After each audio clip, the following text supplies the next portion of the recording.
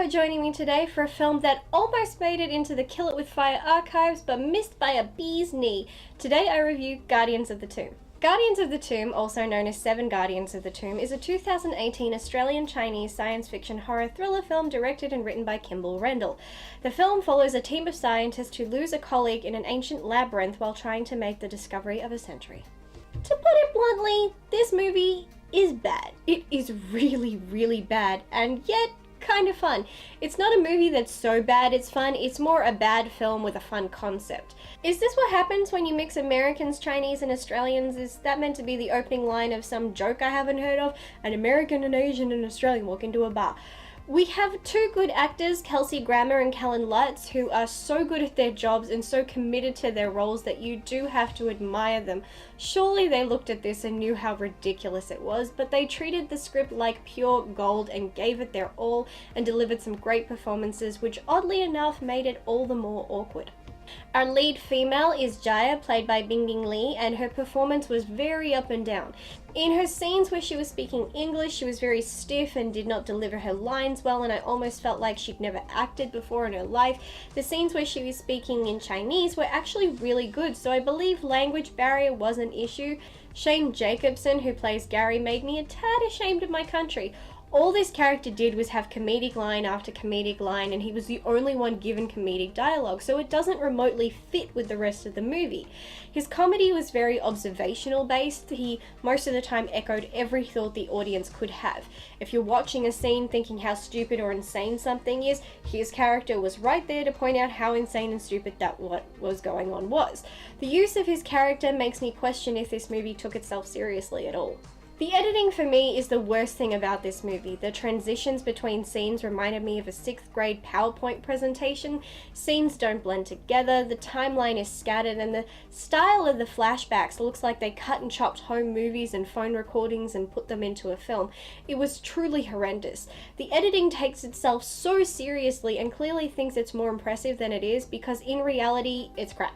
It doesn't help that the script itself is equally horrendous.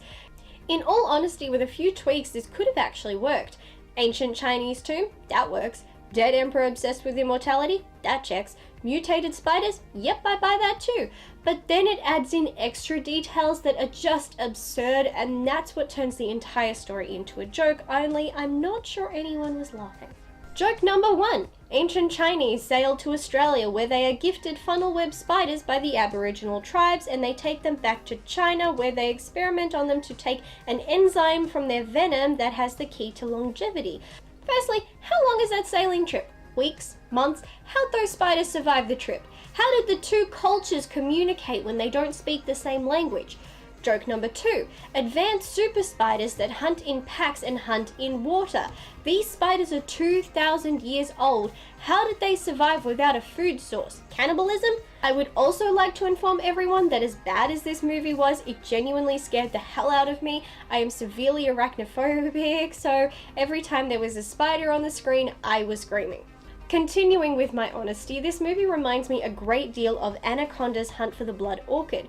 In that film, a pharmaceutical company is hunting for a flower known as the blood orchid, which blooms once in a blue moon because they believe it holds the key to long life. This is made evident as during the film they establish that the reason the anacondas are becoming so large is that they are nesting near the flower, and as it increases their lifespan, it means they continue to grow. This movie is very similar. Again, we have a pharmaceutical company hunting for an elixir that holds the key to longevity, which it turns out was derived from spiders. The moral of both of these stories is pharmaceutical companies are assholes. In this movie, I was surprised by how good the special effects looked. I was expecting them to look far more second-rate, though the inclusion of the sandstorm at the beginning that turns into a lightning storm that strikes methane gas in the middle of a desert is just ridiculous. It looked like I was watching Geostorm. However, they make up for those good effects with painfully cheap-looking sets.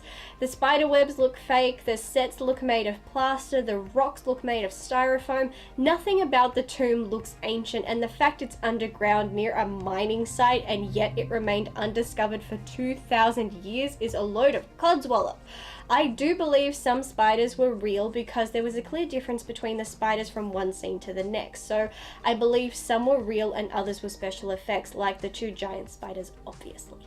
The movie is made up of a painful amount of convenient plot points and way too much exposition. In terms of convenient plot points, we have the fact we're dealing with spiders, and our lead female is not only an archaeologist, but she studied venomous creatures. We have character Chen, played by Jason Chong, who knows all about this legendary emperor and is able to talk them through every trap, every aspect of this movie, but at the very beginning of the film asks Grammer's character Mason why they are all there and what they were looking for. Given he knew so much about the site and that it was supposedly meant to be in that location, he had no need to ask these questions. Just little things that were included that didn't need to be included or could have been done another way. Let's quickly discuss some goofs. Firstly, Mason brings a vial of anti-venom to use as a precaution since he knows they are dealing with spiders. This seems smart, but it's stupid. Anti-venom is only successful if you use the correct kind. For example, if you were bitten by a taipan snake, using the anti-venom made for black widow bites would probably kill you. You need the correct anti-venom made for the right creature bite, and since they didn't know they were up against funnel webs in China when they are native to Australia, no way in hell would that anti-venom have worked regardless. Secondly, they enter the tomb through a mining entrance. This leads them deeper and deeper underground. Yet at the end of the film, they are seen exiting an open high up on a mountainside. I'm not sure how they went from deep underground into a barren wasteland to side of a forest-filled looking mountainside hundreds of feet above the ground. So much for geography. I would like to conclude my discussion on this train wreck of a movie by discussing its two endings.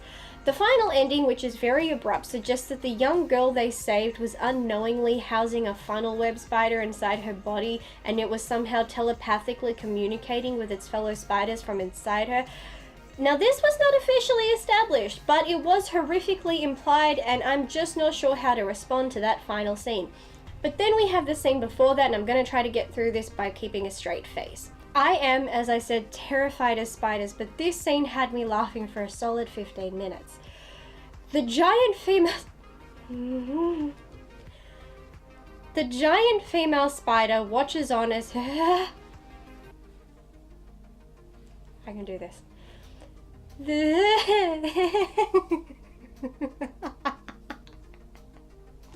Shit.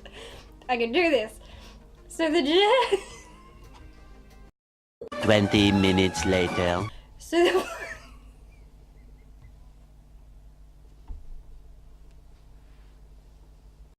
2 hours later.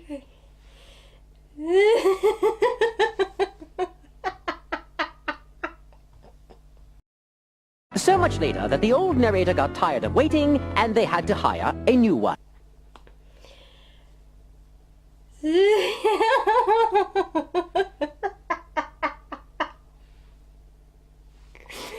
Fucking hell, this scene!